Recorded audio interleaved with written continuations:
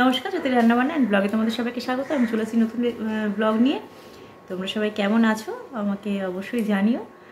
আর যেহেতু শীতকাল মানেই হচ্ছে বেশ একটা নানা রকমের সবজি পাওয়া যায়, একটা ঠান্ডা ঠান্ডা আমেজ, সেসব আজকে একটু অন্যরকম কিছু বানাবো। তার জন্য এখন আমি পুরটু সব তৈরি করে নিচ্ছি। চলো দেখি কী বানাই। আমি এখানে নিয়ে নিয়েছি ফুলকপি, বিনস আর গাজর, আর এখানে হচ্ছে বাঁধাকপি, আর এখানে নিয়েছি মটরশুঁটি। সব আমি ভালো করে কুচিয়ে নেব। এই যে গাজর কুচিয়ে নিচ্ছি, ছোট ছোট করে কুচিয়ে নিচ্ছি। আমি এখন তৈরি করে রাখছি সবই পুরটা, আর সন্ধেবেলা বানাবো, রাত্রির খাবারের জন্য বানাবো। ওই জন্য এখনই সব গুছিয়ে রাখছি, নাহলে তখন সন্ধেবেলা যদি পুরটা বানাই তাহলে আর ঠান্ডা হবে না। ওই জন্য পুরটা আমি এখনই বানিয়ে নেব। আমি সব আগে কুচি করে কেটে নিই, তারপর তোমার সাথে আবার কথা বলবো। কেটে নিয়েছি গাজর, ফুলকপি, এখানে হচ্ছে মটরশুঁটি, আর এটা হচ্ছে বিনস, আর এখানে কেটে নিয়েছি বাঁধাকপি। আমি এবার সব সবজিগুলোকে একটু ভাপিয়ে নেব। সব সবজিগুলো দিয়ে দিচ্ছি, দিয়ে অল্প জল দিয়ে একটু ভাপিয়ে নেব। কেননা শীতের সবজি ফুলকপি, বাঁধাকপি, বিশেষ করে ফুলকপিতে অনেক পরিমাণে সার দিয়ে তৈরি করা হয় এখন। ওই জন্য একটু ভাপিয়ে না আনলে পরে এখন সব সবজি একটু ভাপিয়ে খাওয়াই ভালো। আগে তেমন সবজি ভাপাতে লাগতো না। আমরা ছোটোবেলায় যখন ফুলকপি খেতাম তখন আমার মনে আছে এই সময় তো মা ফুলকপি ভাপিয়ে ফেলে দিলে পরে বাবা বলতো যেন ফুলকপির স্বাদই ফেলে দিলে। ফুলকপি, বাঁধাকপি আমাদের তখন ছোটোবেলায় কিছুই ভাপিয়ে খাওয়া হতো না, শুধু ধুয়ে নেওয়া হতো, পরিষ্কার করে ধুয়েই রান্না করা হতো। আর সঙ্গে করব ছোটো আলুর দম, তার জন্য আলুটা ভালো করে ধুয়ে নিয়েছি, ধুয়ে সেদ্ধ বসাবো। অল্প পরিমাণে নুন দিয়ে দিলাম যাতে আলুতে নুনটা একটু ঢুকে যায়, তার জন্য সেদ্ধর সময় একটু নুন দিয়ে দিলাম। আর দিয়ে দেবো অল্প একটু পরিমাণে হলুদ, দিয়ে আলুটা ভালো করে সেদ্ধ করে নেব। আলু সেদ্ধ করে তারপরে আলুর দম করলে পরে আলুর টেস্টটা অন্যরকম লাগে। আমি সেদ্ধ বসিয়ে দিলাম। এই যে সবজিগুলো সব সেদ্ধ হয়ে গেছে।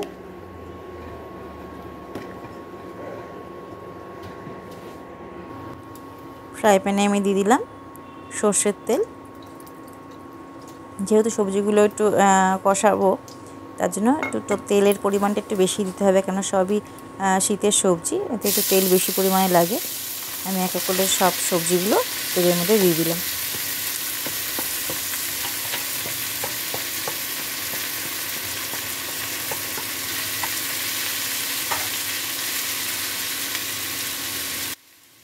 সবজিতে দিয়ে দিলাম পরিমাণ মতন নুন,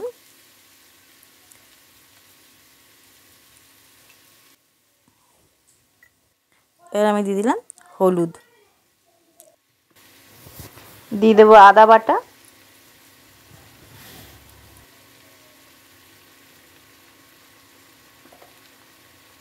দিলাম কাঁচা লঙ্কা বাটা, এবার আমি দিয়ে দিলাম মিষ্টি হিসেবে গুড়। এবার সব ভালো করে মিশিয়ে নেব। এবার সবজিগুলো সব ভালো করে ভাজা করে নিতে হবে, একদম সবই যেহেতু সেদ্ধ করা আছে ওই জন্য ভালো করে নাড়াচাড়া করে একটু ভাজা করে নিতে হবে। আর যতটা পারা যায় হাতা দিয়ে একটুখানি চেপে ম্যাশ করে নিতে হবে, কেননা যেহেতু পরোটার মধ্যে পুর ভরতে হবে, ওই জন্য ভালো করে একটু ম্যাশ করে নিলে পরে, আবার একদমই ম্যাশ করলে হবে না, মানে একদমই ঘাটা করে দিলে পরে সেটাও ভালো লাগবে না। পুরটা একটু হালকা মুখে পড়লে পরে সেটা খেতে বেশি ভালো লাগে। আমি এবার দিয়ে দিলাম ধনে গুঁড়ো। এখানে আমি 3 চামচ মতন ধনে গুঁড়ো দিয়ে দিলাম। সবজির ভেতরে যা জল আছে পুরো জলটাকে শুকনো করে দিতে হবে। টানিয়ে নিতে হবে পুরো। এখনো জল আছে সবজির ভেতরে অনেক।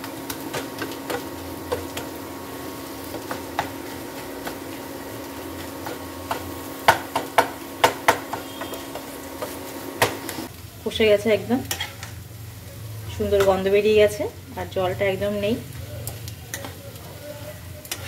আমি এবার বাড়িতে নামিয়ে নেব। এখানে আলু সেদ্ধ হয়ে গেছে, এবার আলুগুলো ছড়িয়ে নিতে হবে, জলটা ঝরিয়ে নিতে হবে। আর এখন আমি একটু বেরোবো, নীলামি আর আমার বড় ননদ একটু বেরিয়েছি, দিদি কিনবে মাইক্রোওভেন, তার জন্য দিদির সাথে একটু বেরিয়েছি। আর এই দুষ্টুমিটা ওখানে দুষ্টুমি করে যাচ্ছে একটা।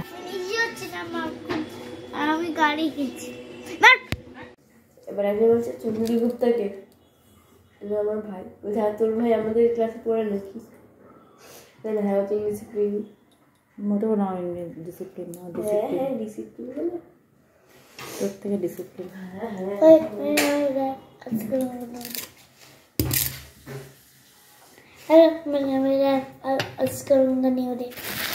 কি আমি পড়বো মা, বলে রাখছি। পড়ো মা ভয় পা পড়ো। মোবাইল উঠে আছে, ছবিটা অন করতে পারো না ভাই? টু যা 3 2 2 যা 3 2 যা 3 মাথায় গাট। বল বল বল বল 2 যা 4 2 5 যা 2 5 যা দেখে দেখে বলছি। দেখো নি বললি বল কি 2 5 যা 2 5 যা 2 5 যা 10 যা। আগে আমি আলুরদমটাই করে নিচ্ছি। আমি আলুগুলো ভেজে নেব। আলুগুলো একটু লাল করে ভেজে নেব, একটু আঁচেই ভেজে নিতে হবে, বড় আছে, কেন যেহেতু সেদ্ধ করাই। এখন একটুখানি ভেজে নেব আলুগুলো। আর এখানে নিচ্ছি আদা বাটা, লঙ্কা বাটা, ধনে গুঁড়ো আর পরিমাণ মতো জিরে গুঁড়ো। চা চামচের 2 চামচ মতন জিরে গুঁড়ো দিলাম আর 3 চামচ মতন দিলাম ধনে গুঁড়ো দিয়ে মশলাটা আমি কষিয়ে নিতে দিয়েছি।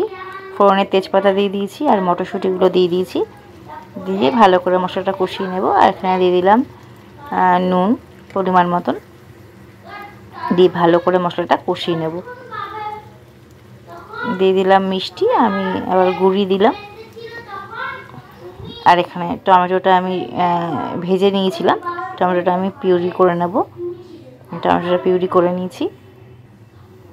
টমেটোটা অল্প পরিমাণে একটু ভেজে নেব, একটুখানি ভেজে নিলে পরে, এখনকার টমেটো তো সেদ্ধ করলে পরে একটুখানি শক্ত শক্ত হয়ে থাকে, তার জন্য পিউরি করে নিলে পরে একদম ভালো পেস্ট হয়ে গেল। এটা কাঁচা টমেটোও দেওয়া যেতে পারে, তাই আমি টমেটোটা একটু ভেজে নিয়েছিলাম। আর আমি এর মধ্যে দিয়ে দিলাম পোস্ত। এখানে পোস্ত গুঁড়ো দিলাম। পোস্তটা আমরা ঘরে মিক্সিতে পেস্ট করে রাখি, মানে জল ছাড়া শুকনোভাবে পেস্ট করে রাখি, তাহলে রান্না দিতে সুবিধা হয়। একটু জল দিয়ে পেস্ট করে নিলে পরেই হয়ে যায়, কিন্তু আমি এখানে শুকনোই দিলাম। 3 চামচ মতন পোস্ত গুঁড়ো দিয়ে দিলাম। দেখো মশলাটা অনেকটাই কষে গেছে। এবার আমি দিয়ে দিলাম পরিমাণ মতন জল। জলটা ফুটতে থাকুক আর এইদিকে আমি মেখে নেব হচ্ছে ময়দা। আমি এখানে ময়দা নিয়ে নিয়েছি, তার মধ্যে নিয়ে নিয়েছি গুড়, এখানে মিষ্টি আমি গুঁড়ি দিয়ে দিয়েছি। আর এখানে দিয়ে দিলাম ময়ামের জন্য রিফাইন অয়েল। এখানে একটু ময়াম দিয়ে মাখলে পরে লুচিটা, কচুরি পরোটাটা খেতে ভালো লাগবে, বেশ নরম নরম হবে। ওই জন্য আমি দিয়ে দিলাম এখানে পরিমাণ মতন তেল আর অল্প পরিমাণে নুন দিয়ে ভালো করে ময়দাটা আমি মেখে নেব।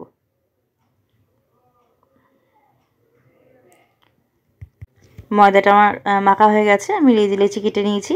এবার এটা আমি বেলে নেব।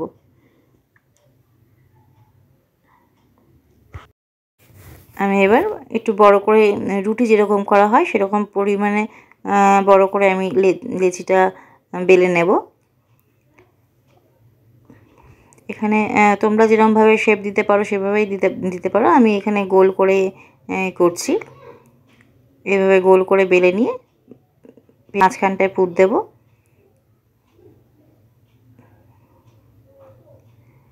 মাঝখানে পুরটা ভালো করে একদম সাইড থেকে নিচ অবধি ভালো করে আমি লাগিয়ে নিচ্ছি। দিয়ে রুটিটা ভাঁজ করে নেব। তার ভালো করে একটু চেপে চেপে দেবো, যাতে পুরটা না বেরিয়ে যেতে পারে তেলে পড়লে পরে।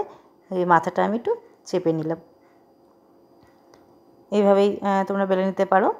আর একটা বেলাও আমি দেখিয়ে দিচ্ছি। আমি যারা একটু অন্যরকমভাবে বেলতে চাও বা অনেক সময় ভেতরে পুর ভরে বেললে পরে ফেটে যায়, তার জন্য এইভাবেই রুটির মতন করে আবার বেলে নিলাম আমি।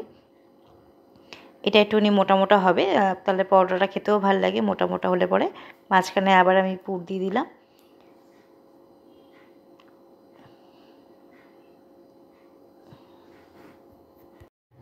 ভালো করে পুরটা আমি সব দিকে ছড়িয়ে দিলাম যাতে সমানভাবে পড়ে। এবার আমি এটাকে যেরকম মোগলাই পরোটা ভাজ করে সেরকমভাবে 4 কোণা আমি ভাজ করে নেব। এবার এটাকে তুমি একটু বেলেও নিতে পারো বা না বেললেও হবে।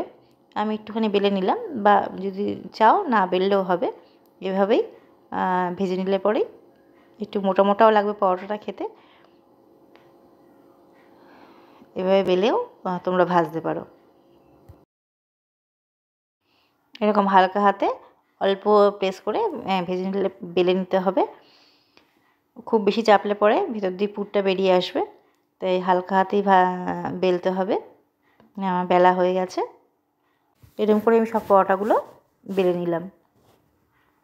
আর এদিকে আলুদমটা আমার ফুটে গেছে। এবার আমি দিয়ে দিলাম কস্তুরি মেথি, দিয়ে আমি আলুদমটা ঢাকা দিয়ে রাখবো।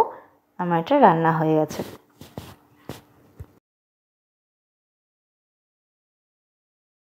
আমি এবার পরোটাটা ভেজে নেব। যেভাবে পরোটা ভাজি সেভাবেই পরোটা ভেজে নেব। তেল দিয়ে হালকা লাল করে হালকা আঁচে ভেজে নিতে হবে। এই পিঠ ওপিঠ করে 2 পিঠ লাল করে ভেজে নিতে হবে। দেখো একটু লাল করে ভাজা হয়ে গেছে। এবার আমি এইভাবেই সব কটা পরোটা ভেজে নেব। এদিকে ভাজছি আর এদিকে গরম গরম খেতে দিয়ে দিচ্ছি।